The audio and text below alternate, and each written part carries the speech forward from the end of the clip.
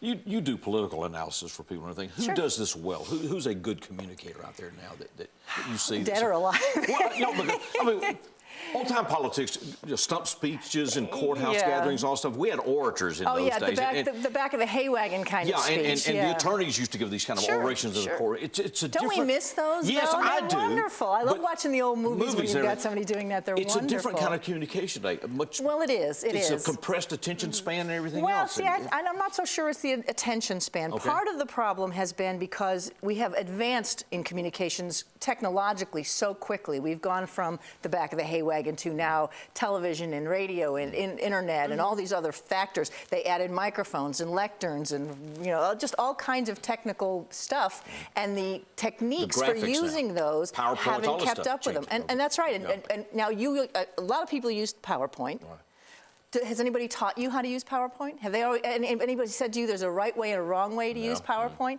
So what's happened is that the human factor hasn't kept up with the technology factor. Nobody's actually sat down, until our book, of course, sat down and said, here's what you do. This is step A, and this is why. This is step B, and this is why. This is step C, and this is why. And it progresses you right straight through. Here's what we do in a one-on-one conversation. Here's how you replicate it. There's a technique that you can use to replicate that same impression when you're in a larger group. For example, we were talking about the conventions. You would be amazed at one of the first things that we have to tell people. They go into these huge venues like the Houston Astrodome, and we did it in Madison Square Garden, and the first thing they think is, I've got to yell to the back of the room. They forget you have this little device called a microphone, which means you don't have to yell. So the guy at home who's trying to watch it on his couch with his beer in his hand, trying to get invited to the party, see somebody screaming like the Oxy guy, the OxyClean guy, and what do? You turn the channel just real quickly. And the Democrat candidate that ended his thing.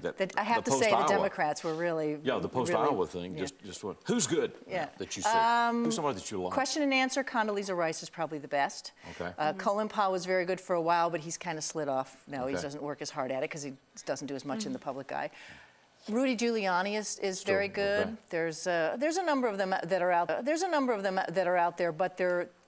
I have a hard time. I look at everybody and think, oh, he'd be so much better if he just did that or just did this. Get the book. Jeanette and Roy Henderson, There's No Such Thing as Public Speaking. Website by the same name, one word. There's no such thing as public speaking. Right. Do you have to put the apostrophe in there? Or? No apostrophe, just all one word. There's no such thing as publicspeaking.com. Or Amazon, the bookstores, they've all got it. Get it. It'll change your life. It will.